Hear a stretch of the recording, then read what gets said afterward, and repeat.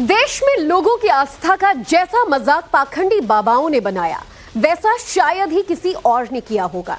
धर्म कर्म के नाम पर इन बाबाओं ने भरोसे का कत्ल करके रख दिया। छांगुर बाबा हो या फिर दिल्ली वाला चैतन्यानंद, इनके पाप का घड़ा फूटा तो अब इनका हिसाब भी हो रहा है। शारदा मठ आश्रम के हॉस्टल में 17 बेटियों को अपना शिकार बनाने वाले चैतन्यानंद की ऐसी चार्जशीट तैयार की जा रही है कि उसकी पूरी जिंदगी सलाखों के पीछे ही गुजरेगी। चैतन्यानंद का छांगुर जैसा हिसाब करने की क्यों बेटियां डिमांड करने लगी हैं? इस केस में नया अपडेट क्या है, चलिए आपको दिखाते हैं हमारी खास रिपोर्ट।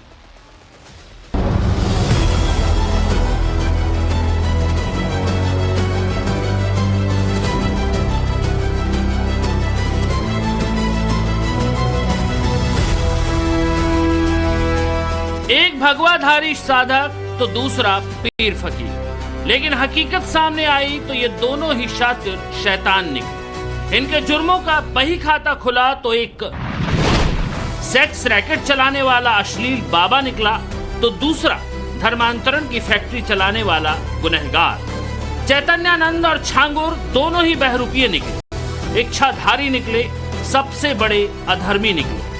धर्म कर्म के नाम पर लोगों की जिंदगी और भावनाओं से खिलवाड़ करने वाले ये दोनों ही पाखंडी चेहरा, चोला और ठिकाना बदलकर लोगों की आंखों में धूल झोंकते रहे और खुद पाप की खाई में गिरते चले गए। और अब जब इनके पाप का घड़ा फूटा, चैतन्यानंद और छांगुर के गुनाहों का गेम ओवर हुआ, तो उसके बाद दिल्ली की तिहाड़ का जेल नंबर 7 ठिकाना बना है बैड टच वाले बाबा नित्यानंद का, जबकि लखनऊ की जिला कारागार की एक छोटी सी बैरक में छांगुर चक्की पीस रहा है। आज टाइम्स नाउ नव भारत पर हम आपको इन दोनों बाबाओं का अपडेट देंगे। आपको बताएंगे कि जेल की सलाखों के पीछे कैसे बीत रहे हैं इन कथित बाबाओं के दिन। दिल्ली की तिहाड़ जेल में बंद 17 लड़कियों के यौन शोषण के आरोपी चैतन्यानंद को पटियाला हाउस कोर्ट ने उसकी उम्र और स्वास्थ्य का हवाला देते हुए दवाइयां और चश्मा, सन्यासी वस्त्र और सात्विक भोजन उपलब्ध कराने की अनुमति दे दी है। चैतन्यानंद ने जेल में भगवा कपड़े, आध्यात्मिक किताबें और बिस्तर की मांग भी की है। कोर्ट ने इस पर दिल्ली पुलिस से जवाब मांगा है। हैरानी की बात यह है कि पूरी पोल पट्टी खुल जाने के बाद भी चैतन्यानंद अपने संत के चोले को ओढ़कर रखना चाहता है।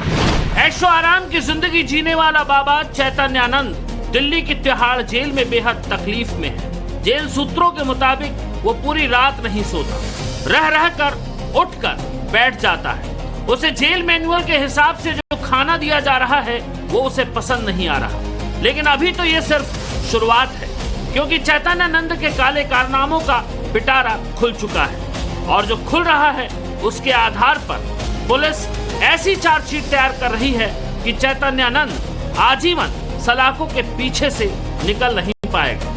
पीड़ित लड़कियां भी इंसाफ की उम्मीद लगाकर बैठी हैं। बैड टच वाले बाबा चैतन्यानंद के खिलाफ दिल्ली पुलिस एक मजबूत केस बनाने जा रही है, क्योंकि साल 2025 में ही दिल्ली पुलिस के पास चैतन्यानंद के खिलाफ 3 एफआईआर दर्ज हुई थी। पहली एफआईआर श्री मठ के साथ फाइनेंशियल फ्रॉड को लेकर है, जिसमें चैतन्यानंद ने अब मठ के साथ एक बड़ा फाइनेंशियल फ्रॉड किया था। दूसरी एफआईआर छात्राओं के यौन शोषण को लेकर है, जिसमें 16 छात्राएं सामने आई थी और चैतन्यानंद के खिलाफ कोर्ट के अंदर बयान दिए थे और बताया था कि किस तरीके से उन छात्राओं को ब्लैकमेल करके चैतन्यानंद उनके साथ यौन शोषण किया करता था। तीसरी एफआईआर जो है वो फर्जी नंबर प्लेट को लेकर है। दिल्ली पुलिस को कुछ ऐसे सबूत मिले थे कि चैतन्यानंद अपनी लग्जरी गाड़ियों में अपना रसूख जमाने के लिए फर्जी यूएन नंबर की नंबर प्लेट लगा के घूमता था और पुलिस को उसके ठिकाने से बड़ी संख्या में ऐसी नंबर प्लेट्स बरामद हुए थे। बहरहाल दिल्ली पुलिस के सूत्रों का कहना है कि चैतन्यानंद के खिलाफ ऐसा मजबूत केस बनाया जाएगा जिससे उसका बचना मुश्किल होगा। यौन उत्पीड़न, छेड़छाड़, धोखाधड़ी और फर्जीवाड़े के गंभीर आरोपों में चैतन्यानंद फिलहाल 14 दिन की न्यायिक हिरासत में है। उस पर 4 आरोप लगाए गए हैं। पहला, श्री शारदा इंस्टीट्यूट हॉस्टल की 17 छात्राओं का यौन शोषण किया। दूसरा, लड़कियों से देर रात कमरे में आने को कहता था। तीसरा, व्हाट्सएप पर अश्लील मैसेज भेजता था। और चौथा, गर्ल्स हॉस्टल में सीक्रेट कैमरे लगवाए। दिल्ली के श्री शारदा पीठ आश्रम के हॉस्टल को अपनी गंदी आदतों का अड्डा बनाने वाले चैतन्यानंद की काली करतूतों का भांडा हर दिन फूट रहा है। जांच में नए चौंकाने वाले खुलासे हो रहे हैं। कॉल रिकॉर्डिंग से पता चला है कि चैतन्यानंद की महिला सहयोगी छात्राओं को होटल बुलाने और उनके साथ रात बिताने के लिए दबाव डालती थी। जांच में पता चला है कि चैतन्यानंद की सहयोगी श्वेता शर्मा छात्राओं पर दबाव डालती थी कि वे बाबा से होटल में मिले, वरना उनकी डिग्री और शैक्षणिक दस्तावेज रोक दिए जाएंगे। सूत्रों के अनुसार चैतन्यानंद अक्सर 5 सितारा होटलों में ठहरा करता था। उसकी महिला सहयोगी छात्राओं को ये कहकर बहलाती थी कि बाबा ने उनके ठहरने की उत्तम व्यवस्था की है, लग्जरी व्यवस्था की है, उन्हें वहीं ठहरना होगा। जो छात्राएं विरोध करती थीं या मना करती थीं, उनको धमकाया जाता था। उनके रूम की बुकिंग कैंसिल करने की बात कही जाती थी और यह भी कहा जाता था कि बाबा उनके मार्क्स कम कर देंगे। अक्सर ये वही छात्राएं होती थीं जो आर्थिक रूप से कमजोर होती थीं। मतलब आर्थिक रूप से कमजोर महिलाएं या छात्राएं दबाव में आ जाती थीं। स्वामी चैतन्यानंद भगवा वस्त्र पहनकर माथे पर त्रिपुंड लगाकर आश्रम के बंद कमरे में एक पहुंचा हुआ साधक बनकर बैठता था, जो दिन में ज्ञान, धर्म और ध्यान की बातें करता था, लेकिन रात में इसके काले कारनामे शुरू हो जाते थे, जिसकी भनक कहीं न कहीं छात्राओं के पेरेंट्स को भी लग चुकी थी। टाइम्स नाउ भारत पर इस वक्त आप उस गुमनाम पत्र की कॉपी देख रहे हैं जो कुछ वक्त पहले आश्रम के हॉस्टल में रहने वाली छात्राओं और उनके अभिभावकों ने शारदा पीठ को लिखा था। पत्र में वसंत कुंज में स्थित पीठ के मैनेजमेंट संस्थान को सेक्स का सस्ता अड्डा बताया गया था। चैतन्यानंद की कारगुजारियों को बताते हुए इंस्टीट्यूट को नर्क जैसा बताया गया था। लेकिन हैरानी की बात है कि इतना कुछ होते हुए भी इस मामले में कोई एक्शन नहीं हुआ।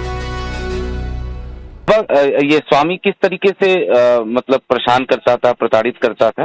देखिए, परेशान करने का तो स्टेज यही होता था कि आपके सारे डॉक्यूमेंट जमा है, उसके बाद आपको आइडेंटिफाई किया जाता था।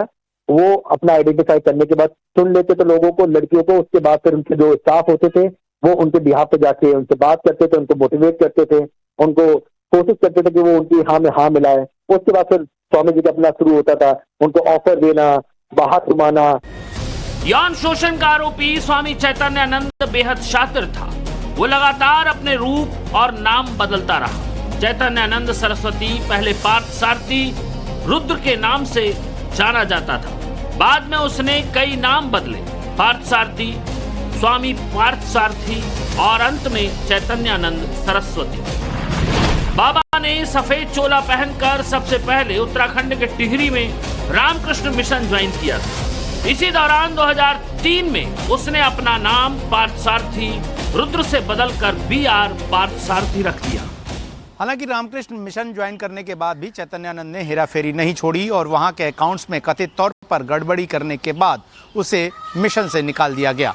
उसके बाद बाबा चैतन्यानंद ने दिल्ली स्थित Shri Sharda institute of Indian management and research के संस्थान पर प्रबंधक के तौर पर पद संभाला, लेकिन बाबा ने प्रबंधक रहते हुए वहां पर उसे अपने अय्याशी का अड्डा बना दिया। बाबा बड़ा वाला रैकेटियर था। विदेश में उसके बड़े कनेक्शन थे। वो अपनी चैट में लड़कियों को विदेश भेजने की बातें करता था। एक चैट सामने आई जिसमें बाबा ने आश्रम की एक लड़की को पहले विदेश भेजने का लालच दिया और बात ना मानने पर फेल करने की धमकी दी। बाबा ने चैट में कहा, मेरे कमरे में आ जाओ, तुम्हें विदेश ले चलूंगा ट्रिप पर, तुम्हें कोई खर्चा नहीं करना होगा, अगर मेरी बात नहीं मानी तो तुम्हें फेल कर दूंगा। दिल्ली स्थित वसंत कुंज आश्रम में तकरीबन 75 लड़कियां थीं और ये लड़कियां आश्रम के ही हॉस्टल में रहती थी और उसी हॉस्टल के बीच में बाबा का कमरा था जहां से वो हर लड़की पर नजर रखता था। पुलिस को शक है कि बाबा विदेश में सेक्स रैकेट के धंधे में शामिल हो सकता है, क्योंकि चैतन्यानंद की जो चैट सबसे ज्यादा वायरल हुई उसमें वो एक लड़की से दुबई के शेख के साथ संबंध बनाने की बात कह रहा है कि tomorrow evening at 9 PM, tomorrow or at 5 PM। तब लड़की उसके जवाब में लिखती है श्योर, फिर लिखती है 5 PM I will call you. ये बात रात के 12:31 की है। बाबा अपनी चैट में आगे लिखता है, One Dubai sheikh wants to a sex partner. Do you have any nice friend? तब स्टूडेंट उसके जवाब में लिखती है कोई नहीं। फिर बाबा रात के 12:32 पे एक मैसेज करता है और लिखता है हाउ इट्स पॉसिबल। तब वहां से लड़की जवाब देती है आई डोंट नो। फिर 12:36 पर बाबा एक और मैसेज करता है और लिखता है यू आर एनी क्लासमेट, और बाबा अगला मैसेज करता है जूनियर। बाकी इस चैट के अलावा ऐसी चैट भी सामने आई जिसमें वो अपने आश्रम की लड़कियों को गंदे गंदे मैसेज करता था। ये देखिए इस चैट में कैसे बेबी बेबी कहकर बहला और फुसला रहा है। अब इस चैट में लड़की को डिस्को डांस करने के लिए उकसा रहा है। इसमें वो एक फिल्मी हीरोइन का हवाला देकर लड़की को हम बिस्तर होने की डिमांड कर रहा है। ये बाबा लड़कियों को अश्लील वीडियो और फोटो सेंड करने के लिए भी बोलता था। अभी तो बाबा को पुलिस ने गिरफ्तार कर लिया है। आप लोग क्या चाहते हो कि बाबा को किस तरीके से उनके गुनाहों की सजा मिले? क्या आप लोगों की मांग है? और जिस तरीके से पुलिस भी कह रही है कि जो बाकी विक्टिम्स हैं जो बाबा के सताए हुए हैं वो सामने आए और पुलिस को शिकायत दें। मैं तो चाहूंगी कि सारे विक्टिम सामने आके अब तो बोल दे। जब उनको मौका मिला है तो अब तो बोल ही देना चाहिए। ये 10 साल पुराना साल या 15 साल पुरानी बात तो है नहीं, या जितनी भी साल पुरानी है आप बाहर निकल के बोलो कम से कम। भगवा चोले के अंदर शैतानी मानसिकता वाले इस बाबा के वसंत कुंज आश्रम पर पुलिस जब क्राइम सीन को रिक्रिएट करने पहुंची तो जिस तरह के सबूत पुलिस को मिले वो इस बाबा के डर्टी ब्रेन की मैपिंग के पुख्ता सबूत है। पुलिस को आश्रम से सेक्स टॉय मिला।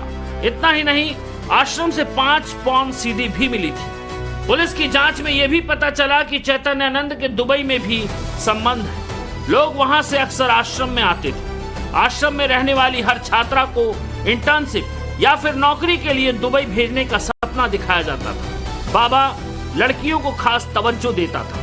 बाबा की इन तमाम गंदी हरकतों में मदद करती थी आश्रम की उसकी लेडी गैंग।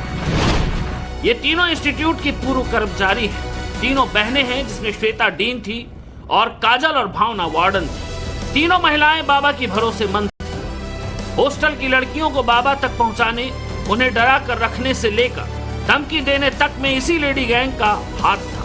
बाबा पहले झांसा देता फिर धमकी। वो लड़कियों को एयरलाइंस में एयर होस्टेस बनाने का झांसा देता था। बाबा लड़कियों को लुभाने के लिए गिफ्ट देता था, ज्वेलरी देता था। योगा करती लड़कियों को वीडियो फोटो सेंड करने के लिए बोलता था। अच्छा, आपने कौन सी ईयर में एडमिशन लिया था और ये उसके कितने दिनों के बाद परेशान करना आपको शुरू किया? 2012 के बाद के बैच की हूँ मैं, और ये परेशान करना उनका 15 दिन के अंदर शुरू हो चुका, सेकंड वीक से शुरू हो चुका था। अच्छा, तो उससे पहले तो स्वामी जी सामने कभी किसी के आए नहीं, तो वो गीतांजलि और भावना के थ्रू ही हमसे कम्युनिकेट करते थे।